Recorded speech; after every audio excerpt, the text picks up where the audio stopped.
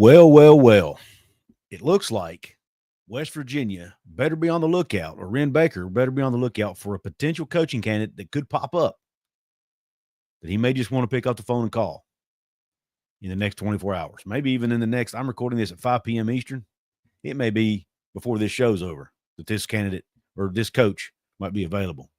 There's also another surprise name that has kind of been rumored out there that I want to kind of talk about. And we're going to do that in this live edition of Couz's Corner. Thanks to those of you who have already joined the show. And for those of you who are going to join later and watch on the replay, I really appreciate your support. I ask that if you like the content, please hit the like button. Please subscribe to the channel if you haven't. If you're watching on X, please come over to my YouTube channel later and subscribe. And thank you for joining the show. Before I get too far in, though, I do want to have to give a quick shout out to one of my channel sponsors. So I'll be back in about 35 seconds. Since 1931, the attorneys at Katz, Cantor, Stone Street, and Buckner have been the voice for victims who have suffered serious injury or death. They have a fierce passion for truth and justice and a sincere compassion for those who have been wronged by others. Whether you have been in a car accident or fighting with an insurance company, or you or a loved one has suffered serious injury or death due to medical negligence, we will ensure your voice is heard loud and clear. Katz, Cantor, Stone Street, and Buckner will ensure there is justice for all West Virginians because we are your lawyer. Your voice. Visit us at yourlawyeryourvoice.com. Thank you for being patient, sticking around, and welcome to this live edition of Couz's Corner. Belly yourself up to the bar. Let me pour you out this shot of top shelf college football news and analysis. This show, I'm going to talk about two things. One is going to be centered around the West Virginia coaching search. Two candidates I want to talk about, or potential candidates I want to say. I haven't seen anywhere that these guys are candidates or will be candidates. But I just think it's something we need to keep an eye on, and it's just interesting news and rumors in some cases to talk about, and what could be. Right? It's nice and fun to talk about what could be, and then we're going to talk about. I'm also going to react in the second half of the show. I'm going to react to Neal Brown's interview with Hoppy Kercheval that he did this morning, in the very first interview he's done since he was fired as the West Virginia football coach. The first thing we're going to talk about are the coaching candidates. There are two names that I think people need to keep an eye on. One will probably be a lot more likely than the other one, and neither one of them may even be likely or possible. But the first one we're going to talk about is on the thumbnail. That's Mike Gundy. Yes, Mike Gundy is currently the coach at Oklahoma State. However, some news has developed just in the last few hours. Apparently, Oklahoma State's Board of Governors met, and there's actually a potential that Mike Gundy could be fired from Oklahoma State before the day's over. And I'm recording this, or I'm doing this live on Friday, December 6th, just after 5 p.m. Eastern time. Mike Gundy could get fired from Oklahoma State. I'm going to go ahead and read. I'm not going to pull it up because there are just so many ads. But a little bit of an article from On3. It says, Mike Gundy in a standoff with Oklahoma State over future of coaching contract. Oklahoma State and head football coach Mike Gundy are at an impasse over his contract going forward, ESPN's Pete Thamel reported. Gundy grew embattled this year as the Cowboys went 3-9. In response, the administration reportedly wants to restructure his contract and cut his salary. Gundy has apparently told people, but they haven't brought forth finalized details. Gundy's current contract is a rolling 5-year deal. His base salary this year was $7.75 million, so a pretty hefty salary there by Gundy. Says if Gundy doesn't agree to a restructured deal, the Cowboys could fire him for cause, Thamel reported. He is owed more than $25 million if fired without cause. On3's Pete Nakos reported shortly after that Oklahoma State is planning to cut Gundy's base salary and rededicate those funds to going all in on NIL, should he agree. If Gundy doesn't, they will terminate his contract, Nakos said. The Cowboys went 3-9-24 and didn't win a single conference game after being picked as a potential league winner. It's only the second time Gundy has failed to get his team bowl eligible, and the first time since his first season going 4-7 in 2005.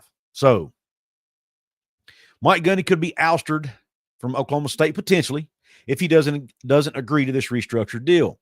If that happens, should Ren Baker pick up the phone and call his fellow Oklahoma State alum that more than likely he has a relationship with? Remember, Ren Baker graduated from Oklahoma State.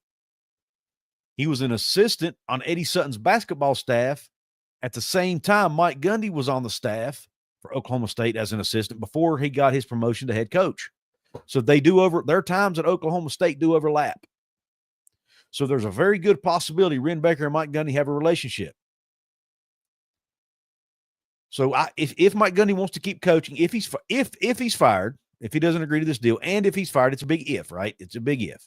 If he gets fired and he still wants to coach, maybe West Virginia's a spot for him. Now, on the surface, to me, it looks like a heck of an idea. When you look at Mike Gundy's record, his head coaching record, 169-88 at Oklahoma State, including a Big 12 championship in 2011. He would have had more were it not for those pesky Oklahoma Sooners. And then he won the Big 12 South Division when they were in divisions in 2010. He's a 3-time Big 12 Coach of the Year, won the Paul Bear Brown Award in 2011, the Eddie Robinson Coach of the Year Award in 2011, and was inducted into the Oklahoma Sports Hall of Fame in 2021. He's from the state of Oklahoma, has spent majority of his coaching career at Oklahoma State, and was a quarterback at Oklahoma State before that. So he's orange and what are their collars? Orange and brown, orange and whatever. I don't know. That's it. That's Mike Gundy. He bleeds those collars. But if they ouster him, again, he may not even want to coach in this era. Mike Gundy has openly complained about a lot of things in today's sport. He doesn't seem to be embracing NIL and the portal too well, to be honest. So I'm not sure if it'd be a great move. And I have heard from some of my Oklahoma State contacts that there may be some things going on behind the scenes there might be more to this story than what is known publicly. There might be a reason they want him out outside of just losing football games. So there could be more there. I don't know. There could be some things there behind the scenes. Again, it's all speculation. It's all rumor at this point until something comes out, and it could come out. Who knows? We will see.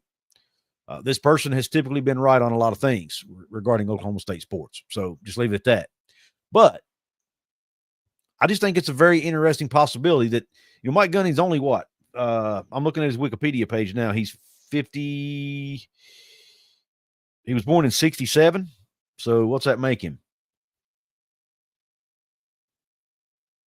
57 years old. So he still has time. If he wants to keep coaching, he's got plenty of years left, And if he's fired with cause, that means he doesn't get a buyout. He may need a job. Maybe he doesn't. Maybe he can retire, just enjoy life, kick back. I don't know. But most 57-year-olds who have the drive that a college football coach has probably don't just want to hang it up like that and not coach anymore. That's rare in that field. Daniel Gigax says Gundy is the coach that made OSU relevant. I don't think he is getting fired. Well, according to these reports, if he don't agree to this contract renegotiation, he may. Orange and black. It doesn't look black to me, but I guess it is. I don't know. I thought it was like dark brown or something. Rich Rod. I don't think Rich Rod's been offered the job, Michael. I think that's all rumor, man. WV Fan 13, another VIP member in the house, says, with the mullet, he definitely understands the culture. Bingo. Tyler Cobb says, not a terrible hire, but I still think I would prefer Jimbo or Rich, and that's fair. Gavin Pingley is another channel member, says the DUI really got to Ollie Gordon. Yeah, you could also say that offensive line this year did not do Ollie Gordon any favors either. Now, look, it's been documented that Oklahoma's NIL is not in a great spot, so maybe they're just trying to find a way to free up some money so that they can, help meet these revenue sharing numbers. We've got revenue sharing possibly starting next year. Maybe they need a way. They're trying to find ways to free up money for that. And you've got a coach making almost $8 million coming off a 3-9 season. In their eyes, maybe it's fair for him to renegotiate his contract. And I can kind of understand that to a degree. But at the same time, if it weren't for Mike Gundy, Oklahoma State football would be nowhere near where it is today. He's put them on the map. So, it's definitely an interesting conversation. And again, his connection to Oklahoma State to me is very intriguing here because of the Ren Baker connection. I think that's why to me, if Gundy gets fired, that's why I think we should keep an eye on this situation here. And considering, Baker's still in the middle of a search.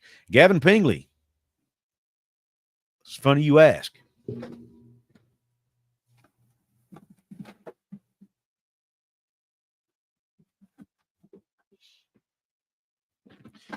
Gavin Pingley asks, have I ever thought about making my own koozies? This is the original logo I had when I first started my channel. Right there. It's a shot glass with a football in my CC. I used to give these out to people occasionally, but I stopped because it's my old logo and I don't like it anymore. So I just kind of quit, but I've got a whole box of them. So, so yeah, I do have koozies. They have my old logo, so I just kind of quit giving them out. Again, for those of you who are watching on X, thank you for joining the show. I asked that once the show's over, please come over, check out my YouTube channel, see the videos I've already done, the streams I've already done, and then obviously the videos that are pre-recorded, that are the on-demand shows. Those are only available on YouTube. What if a better candidate than RR comes available, David Sandy? That's a great question. I trust Ren Baker to make the right decision for the university, whether it's Andy Kotelnicki, like Chief Fan here wants, or whoever. I trust him. I really do trust him. Now, who's the other candidate, Couz? Well, I'm not out here trying to start rumors, and I've seen some rumors online that Bill Belichick's coming to West Virginia. That's not true, okay? But Bill Belichick did interview for a college job. He did interview for the North Carolina job a couple days ago. According to On3, again, On3 says Bill Belichick met with UNC officials again Thursday about open head coaching job. Grant Hughes of Inside Carolina reported Thursday that Bill Belichick recently interviewed for North Carolina's head coach opening. On top of that initial interview, representatives from the university again met with Belichick on Thursday in Manhattan, according to Jonathan Jones of CBS Sports. North Carolina announced on November 26th that Mack Brown would not return in 25. These talks with UNC align with what sources have said for months about Belichick, who doesn't want to be shut out of a coaching job for a second straight hiring cycle, Jones wrote Friday. Belichick, who is 72, has no prior head coaching experience at the collegiate level, or no prior coaching experience at the collegiate level. On the other hand, he's an 8-time Super Bowl champion, winning 6 Lombardi trophies during his 23-year tenure as head coach for the New England Patriots. Now, the other two, didn't mention in the article, but the other two are when he was with the New York Giants as an assistant. Belichick clearly knows a thing or two about coaching, though dealing with the transfer portal and NIL can be challenging for any coach. So, very interesting. Bill, and the reason I'm tying this at all to West Virginia is this. A, he's interested in coaching in college, apparently, and West Virginia is one of only 4 Power 4 jobs open right now. Number 2, he was on the Pat McAfee show a few days ago, right, just a day or two after Neal was fired. Pat McAfee said, hey, Bill, West Virginia job's open. And Bill's reply, and I'm paraphrasing, was, Pat, I need to talk to you about that. I thought he was joking. I assumed he was joking, and I think most people did. Maybe he wasn't joking. So I would love to know what that conversation was, if they had it, about that between he and McAfee. Did McAfee get Belichick and Ren Baker on the phone with each other? Did they have a conversation? I'd love to know that. It'd be very interesting. Now, I don't think there's any chance that Bill Belichick coaches at West Virginia. But I do think it's an interesting conversation. If he's interested in getting into the college game and you're Ren Baker, you have to at least make the call, right? You have to at least ask the question, just like you would with Saban. You've got to at least ask about it. And the thing that's interesting about Belichick, the reason he might be able to translate to college, if I'm not mistaken, and you guys can let me know if I'm wrong in the chat, was he not the GM as well for New England? I think he was, at least part of his career. And if that's the case, he might be good at handling that part of it.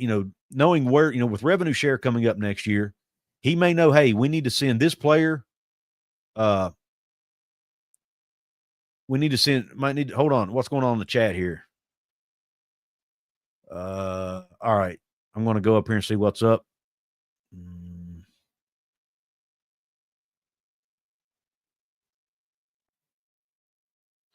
I'm not seeing any comments. Hold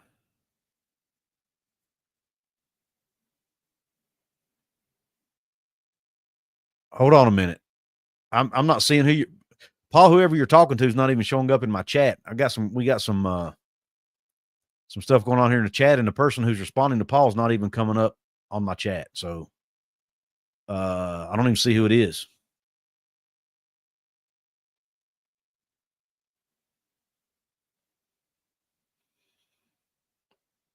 Anyway, let me see. I'm going up here to see if I can find what's going on in the chat here.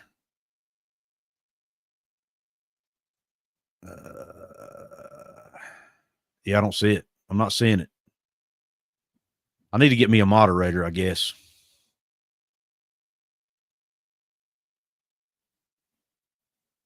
Anyway, I guess I'm going to have to ignore it because I don't even know who Paul's talking to. Anyway, back to talking about Bill Belichick. If he was GM at New England, maybe he would be good at knowing exactly where to send the money to. He would know which players to pay, which players to give money to, all those types of things. This player needs to get X amount. This player gets X amount. This player gets X amount. Mark Whitmore Sports is not showing up in my chat. I must have him hidden or something. I don't know. Because I'm not seeing the comments. So I'm sorry that he's whatever's going on. I apologize for it, guys. Mark Whitmore Sports is not even showing up in my chat at all. So either I have him hidden or YouTube is blocking him or something. I don't know. Anyway, but yeah, Bill's a great evaluator of talent. Said you stole my tweet about Gundy. I'm not stealing anything, man. It's all over social media. I can read a report for myself, man. I don't need to steal somebody's tweet. What people need to understand, I get tired of being accused of stealing stuff from people. I'm going to address this right now. Sorry, guys.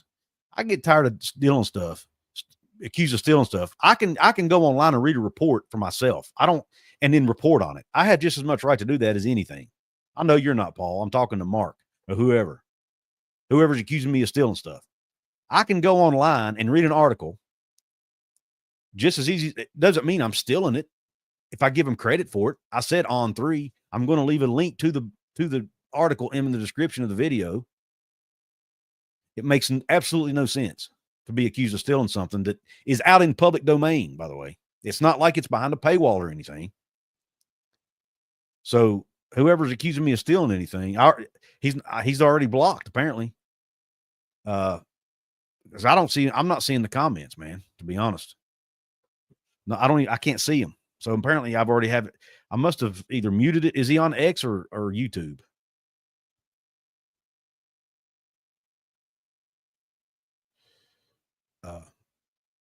But anyway, I'll try to figure it out when we're done here. But anyway, yeah, I haven't stole a thing. It's public domain stuff. But yeah, I guess I've hidden him already because he's not come. His comments aren't showing up. So no worries. Sorry that you guys are having to deal with it. I'm not sure why you guys are seeing it. David Cummings, I'm not sure about Sunday. I doubt Wren will be done with the search by Sunday. They just started interviews, from my understanding, and I don't know this for a fact, but the scuttlebutt is that they just started interviews yesterday, I think. Today's Friday. Yeah, I think they started interviews yesterday, and they got a lot of candidates to go through. So I'd say it would be, middle of next week, maybe, if I had to guess. Maybe early next week if they have somebody they're really, really confident in. But I would say it'd be middle to end of next week if I had to guess, just based on how long these things usually take. And knowing Wren, he's going to be really thorough. Wren's an analytical guy. He's going to analyze the numbers and the data, talk to a lot of people. So I would say it'll be probably, if I had to guess, I'd say in the middle of next week. And again, that's a complete guess. I have no idea how accurate that is. I do think Rich Rod's interviewing for the job. I'm confident in that. It was actually reported today on WV News. I'm confident in saying that Jimbo, I think, either is or will interview for the job. But they're going to interview a lot of other people. So I do know that there are a lot of people pushing for Rich to get the job behind the scenes, as far as donors. At least that's what the word on the street is. But Ren's not going to, I don't think Ren, that's obviously not going to be his number one factor in making a decision. It will be a huge factor, don't get me wrong. But he has to look at, he has to evaluate it for himself as well. Harry Austin says, it's silly you are providing your thoughts on a subject. Keep doing what you are doing. One of the best college shows. Thank you, man.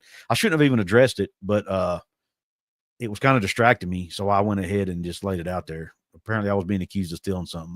I've had a couple people accuse me lately of stealing stuff.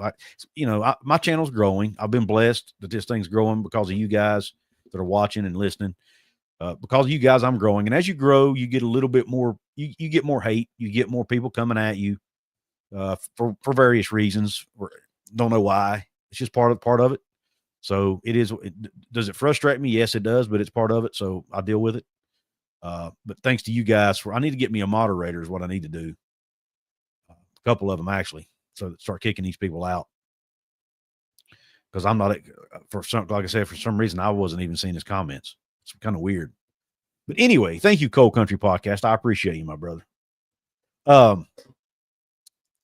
Uber Beats, thank you. Thank you. Now let's talk about the other thing I want to talk about today. And that is, I want to react to Neal Brown's comments he made today on the interview with Hoppy Kercheval. And before we get into that, though, I do want to remind you guys about BetUS Online Sportsbook. If you're looking for a new sportsbook, look them up.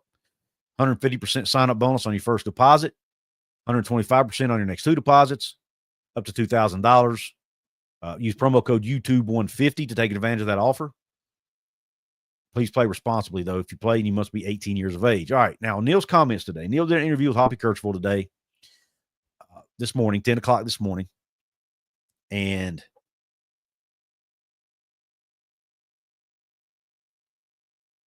some of his comments were awesome and great. And some of his comments, I don't want to say controversial, but fans took exception to it. Let's just say that. And cheers, beers, and Mountaineers. I don't want to say he's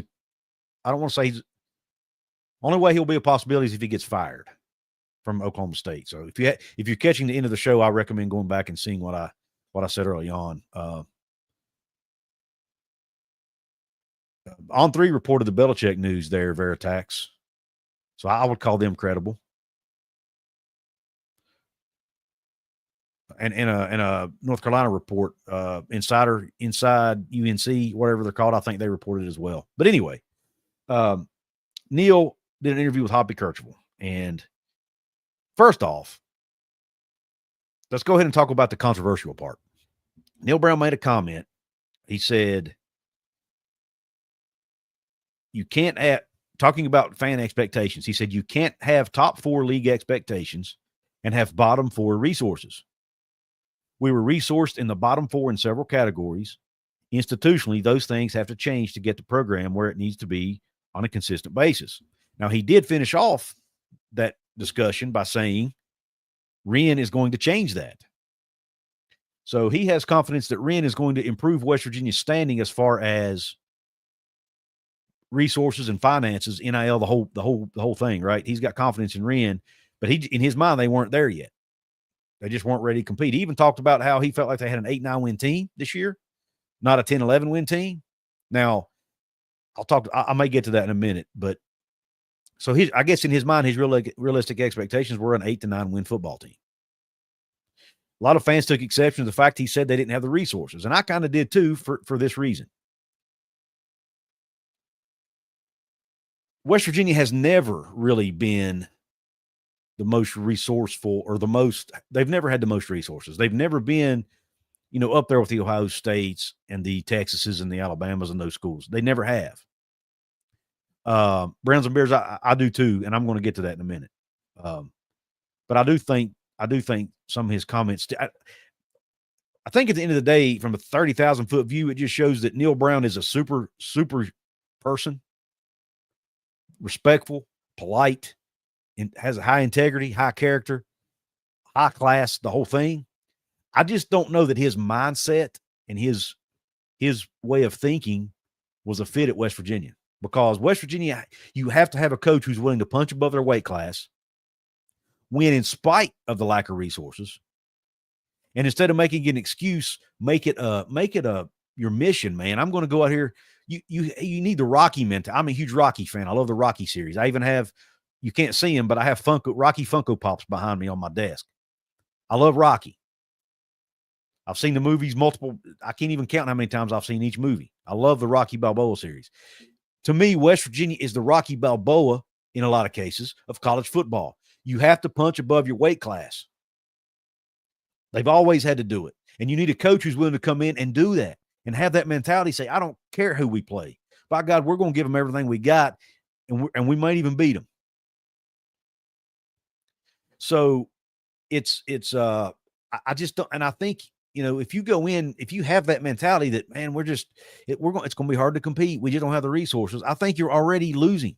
You're already fighting an uphill battle from the get-go if you have that mentality. That's my concern, and I think that might be why Neal didn't fit. So anyway, just a observation from me. The other thing he said that I kind of didn't like was when he talked about catching lightning in a bottle. He was talking about some past West Virginia teams and how they caught lightning in a bottle with people like Pat White. Somebody has to recruit those players, man. And to me, instead of saying they caught lightning in a bottle, why not saying Rich Rodriguez did a great job recruiting guys like Pat White, Steve Slayton, Owen Schmidt, guys that he saw something in. He knew, Pat White, everybody wanted him to be a DB. Rich Rodriguez said, I can make you a quarterback. And he did. Maryland pulled Steve Slayton's scholarship, the school he wanted to go to because he was from Maryland. West Virginia honored it. Ends up being one of the best backs to ever lace him up in the old Gold and Blue, and spent 4 or 5 years in the pros, NFL. So Owen Schmidt had a tape going around the colleges trying to get an opportunity at a big school. Rich Rodriguez gave it to him because he saw something in him. He knew he fit the Mountaineer culture, the Mountaineer mentality, the coal miner mentality, the us against the world mentality. That's what it takes to win at West Virginia, and we need a coach that embraces that instead of saying, man, I don't know, we just ain't got the resources. Now, behind the scenes, you're working your butt off with your people to get the resources. And you might even, when you're talking to donors, yeah, man, we really need to do this and this. And yeah, I mean, you don't need to ignore it, but you don't need to have a mindset that, yeah, I don't know, man. And then another thing, and it's something I saw a lot of fans talking about on social media, at the beginning of the season, all you heard was how good this team was and how they were going to compete for a Big 12 championship. And now you're going to turn around and say, well, we just didn't have the resources. I don't know, man. I just think that I'm struggling with how do I wrap my mind around putting those two things together, One interesting nugget he said that I don't know how many people caught on to. I haven't heard anybody mention on social media. Hoppy was asking him about how was he surprised that he got fired? Hoppy said, or Neal said, no, he wasn't surprised because of how they performed in the Texas Tech game. And Neal even said there were some reasons behind that performance that I don't really want to get into right now. Again, I'm paraphrasing. What happened? Something apparently happened behind the scenes that none of us will know and probably shouldn't. It's probably locker room, family stuff. What happened? What happened behind the scenes that caused the outcome of that game? I don't know. But apparently something happened. Bob, that's fair, man. He says a different world than when Rich Rock. It is a different world. That's why Rim Baker is in the seat that he's in it as athletic director, to fix that. Absolutely. He's there to fix it. And I think he's on the way to doing that. Hopefully he'll stick around long enough to see it through and get to the finish line. And I think he will, but I think Rim Baker's a man for the job, and I think he's going to get us there. I'm just not convinced Neal Brown was the guy to do it. Maybe I'm wrong. But now I want to focus on the positives. Okay. I don't want this to be a bash Neal Brown session, because Neal Brown, like I mentioned, he's a man of high integrity, high class. He made sure his players did things right in the classroom. You didn't see players getting in a lot of trouble off the field. When they did, they usually weren't on the team afterwards. He started the 5th quarter program for students to have to help them plan for life after college if they didn't get into the pros or even after they retire. there were so many things he did that were great for the program. He helped improve the strength and conditioning program. He helped the nutrition and wellness program. Brought more scientific data and stuff into the program to where they could be more analytical and analyze things. And there's just so many things he did that the program needed. They got new facilities under his watch while he was a coach. A lot of that was needed, and he helped with a lot of that. And I got to give him credit for that. The relationship he had with his players, awesome for the most part.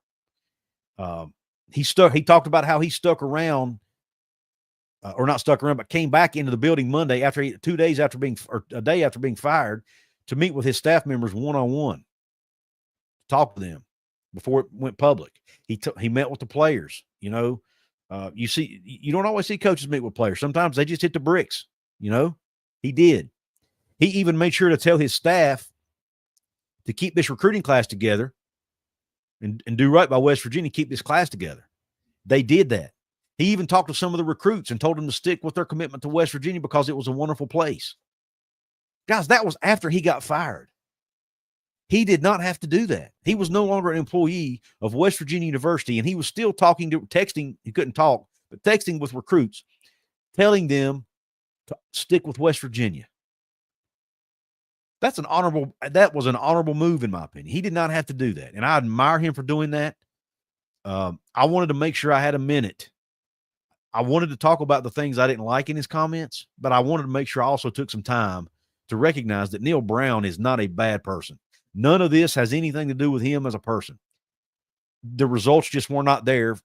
They're not up to West Virginia standards. And that's it. That's the end of it. And he even made a comment how the fan negativity, was high at that time. And he even made a comment that, hey, this is probably best for both parties. New beginnings are not always bad. And again, I'm paraphrasing, but just a lot of these comments he made that were spot on, in my opinion. He said he was grateful for the opportunity. He felt like he grew as a person at West Virginia, grew as a man, felt like his family improved while at West Virginia. They grew. His kids grew up. He made lifelong friends while he was here. So a lot of positives came out of that interview. So I don't want to just throw crap at Neal Brown all the time. I do want to recognize him as a person and a coach and a man and a dad and a husband and all that. Because at the end of the day, all of that's more important anyway. So, and one more thing. He did admit, and if I mentioned this earlier, I forgot. I apologize for repeating it, but he also mentioned he took ownership. He did admit, because Hoppy asked him, what went wrong. He did admit that they missed on some evaluations on some guys in the secondary. He admitted that they missed on some guys defensively, and I respect him for taking ownership of that. He followed up by saying, and we couldn't afford to go out and fix it. Didn't have the money to fix it. So they couldn't, I guess they didn't have enough NIL money to improve the roster to where they needed to be. And that's fair. I have no issue with him talking about that at all. I just, when you look at all the comments he made now, and then go back to some of the comments he's made over the last year or so, wanting to get out of the Alabama games, that doesn't send a good signal. You're openly admitting to the world you can't compete with Alabama. I don't think that's healthy. It's honest, and I appreciate the honesty, but man, don't say it out loud. The comments he made about the fans, having fun, it all adds together to give me the impression anyway. I don't want to speak for you guys. It gives me the impression that maybe he just isn't the type of coach that can win. I think he can win elsewhere. It looks like there are some rumors out there that he may be the next coach at Appalachian State. I think that's the perfect job for him. He'll probably win there. As somebody whose daughter goes to Marshall, I hope they don't beat Marshall. But I do think he'll do well at Appalachian. And I wish Neal Brown nothing but the best, man. I have no ill will towards Neal Brown. It's never been personal. It's all about results on the field. And I just don't think he had the mentality to coach at West Virginia. You've got to have somebody with the hard edge. And I hate to use that term that Rich Rod used, but it's the truth. You need somebody that wants to punch above their weight class. Somebody like Curt Cignetti. Somebody that has that mentality that I'm going to go into Indiana, by God, and I'm going to win. I'm going to beat Michigan. I'm going to beat Ohio State. No, they didn't beat Ohio State, but he thinks they can. That's what I want in my coach. I don't want to coach that. We don't need to play Alabama. We need to get them off the schedule. Man, that ain't it. That ain't it. But anyway, again, hats off to Neal Brown. No, first off, hats off to him for doing the interview. He didn't have to do the interview. I do appreciate that. I wish him and his family nothing but the best. But I did want to give you all my opinion about the interview and some of the things he said. WVU fan, he says, do you think it's possible Neal Brown knew before the Texas Tech game, or the Texas Tech outcome was the nail? I think it was the nail in the coffin. I mean, I think he was probably on the edge anyway, and that game probably pushed him over the edge. But I could be wrong. I could be wrong. I think he knew after the game, but you at least had a gut feeling. Bagman says, why is Mike Gundy in the thumbnail? Nah, man, I was just talking about how Mike Gundy could potentially get fired here at Oklahoma State in the next 24 hours. And if he did, should West Virginia give him a call? I think you at least need to have a conversation with him. He's had a lot of success at Oklahoma State. I know he hasn't had the success at Oklahoma, like, your school, and that's fair. But Oklahoma State doesn't have the same amount of resources as Oklahoma. So when you look at what he had to work with and the success he's had, I mean, I think most of us West Virginia fans will definitely take it in a heartbeat. But again, it's a different era, different time. Can he have that same success in the NIL era? That's the big question. And that's the thing Reno would have to evaluate on somebody like a Mike Gundy. So, yeah, I did mention Mike Gundy early in the show. It wasn't clickbait. I did talk about it in the show. Bagman says, here's my hot board for y'all. John Sumrall, Will Stein, Andy Kotelnicki. Wild card pick is Nick Saban. Yeah, Nick has already turned it down, I'm pretty sure. Sumrall definitely, I think, is more than likely going to get an interview. I don't know that for sure. And I have seen a few lists with Will Stein's name. Don't know how serious it is. And Andy, it's actually been reported that Andy Kotelnicki is going to interview for the job too. So two of those guys may interview, at least maybe all of them. I don't know. But good names. Your college football. Could you imagine WVU hiring Bill Belichick? This is from Uber Beats, and him going into recruits' living rooms with Super Bowl. Hey, man, you got six. You almost got a ring for every finger, everything but your thumbs, man. You got a ring for everything but your thumbs. That would be pretty impressive, right? Y'all also give BV a phone call so my guy Kenny Dillingham can come to Norman. Yeah, man, I don't know. Kenny Dillingham's an Arizona State guy. He may not want to leave there. Barry Odom from UNLV, I think, is a candidate for the job, Amelia. I'm not super in love with the idea of Barry Odom. I'm going to accept whoever Wren hires. I'm going to support it because I know he's going to do his due diligence. But on the surface, Barry Odom doesn't excite me. He didn't do great at Missouri.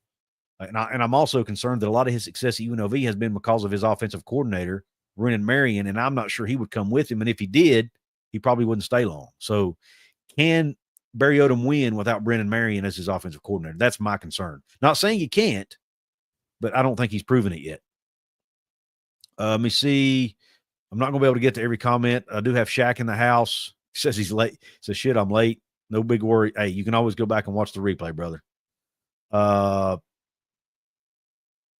See. Let me go up and see other comments here. Brandon Bailey in the house, who's a VIP member, says, I had tons of respect for him before, but after hearing his interview, I gained so much more respect for him. What a great man. I'll forever root for him and follow him wherever he goes. Absolutely. Absolutely. Sometimes things just don't work, man. Sometimes your relationships, jobs, whatever, just don't work. And I think that's the case here. Rasheed Marshall, Brad Lewis. Great names. I definitely remember those names. Definitely remember those names. Yep. Rich Rod plays tonight, Tyler. You're exactly right. Rich Rod did better with less. Maybe you could say that. I don't know. I guess we'll find out, potentially find out. That run was sustained over 3 years. Yes, Rich Rod won for 3 straight years. All right, well, guys, listen, I'm not going to make this a long one. I just want to get on here live and share this with you guys while I had a few minutes. I do want to, this is a great comment. WV Fan 13 says, I'm getting the feeling that money doesn't seem to be a problem anymore, whether firing can be helped that, but it seems that money might be. Yeah, Ren Baker has a plan. I'm not going to talk about it. I haven't even read this yet, and it's behind a paywall, so I can't share it. But apparently, Mike over at 24/7 Sports wrote something about that. I haven't had a chance to read yet. And again, I guess I can't do a video on it because I get raked over the coals for sharing content that I read on message boards. Even though I don't even share all of it, I only share bits and pieces. I guess I got to stop doing that. But anyway, there's an article out there that is behind the paywall that I haven't had a chance to read yet. But yeah, it looks like all I can say is it looks like Ren Baker has a plan. And there's a lot of moving parts behind that plan. They hired Rob Alsop to come in as the deputy AD. I think that decision has a lot to do with him working with the university to come up with ways for the athletic department to get more money flowing in, maybe from the university themselves. Tuition waivers, for example. Right now, let's talk about that a minute. Tuition waivers, my understanding how they work. Anytime a football player, an athlete gets a scholarship, the athletic department has to reimburse the school for that scholarship. It comes out of the athletic department funds back to the university. One of the things I was listening to, was it Hoppy or someone the other day, talk about how they're looking at options to where, for example, if you get a student from out of state, right, into the football program and you give them a scholarship, instead of out of state tuition's higher, right? So when out of state player comes in, and let's face it, most of the players on West Virginia's team are from out of state. So that's more money they got to pay back to the university. Well, if they can get a waiver to where they only have to reimburse the university for the in-state portion of the tuition, then it saves money on that player. And if you've got 105 players on a football, let's say 100, let's just use 100 for a round number, 100 players on a football team, and you only have to reimburse them for $20,000 out of a $40,000 scholarship. That's a lot of savings. That adds up to a lot of money, right? So that's just one idea I think that's floating out there. There are other things. Maybe they even decide to go to the legislature and lobby for some money from the state. There are a lot of different things they can do. And obviously Ren Baker's talked about building more premium suites to raise more. They have the least amount of premium seating in the Big 12. That's money that they could be making right now. Was he the OC with the Chargers, Daniel, or was he just an assistant? I thought he was just an assistant, but full disclosure, I don't follow NFL that closely other than my Bills. So I don't, I may be wrong on that. No problem, Bagman. I appreciate you hopping on, brother. I really do. It means a lot. Roll me ones in the house. Gary Ratchford, Vinny Romano. I don't want to try to read off every name because I'll miss somebody, but I just thank you all for hopping in the show. Means a lot. Thanks for the support. If you're watching on X again, please check out my YouTube channel, Couz's Corner. Come over, check out the stuff I've already done that you may not have seen on X, my pre-recorded stuff, and then previous lives I've done as well. So a lot of that stuff's only available on YouTube. Come check it out, please. Also, if you want to hear me talk about West Virginia basketball, I also have a channel that talks West Virginia basketball. Hoops from the Hills is what it's called. Come check that out, please. I did interview the game comes on here in about an hour and 15 minutes. But if you want to catch a quick interview I did with somebody who covers the Georgetown team, you can check that out real quick before the game, get an idea what this Georgetown team might look like. We talk a little bit of old Big East, things like that. So check that out over at Hoops from the Hills. It's part of the Couz's Corner family of networks. But I thank you all. Thank you, Joey. I appreciate you, brother. I thank you all for hopping in, for everything you've done. And I really appreciate you. Hope the rest of your day is top shelf. Always, Q Country Roads.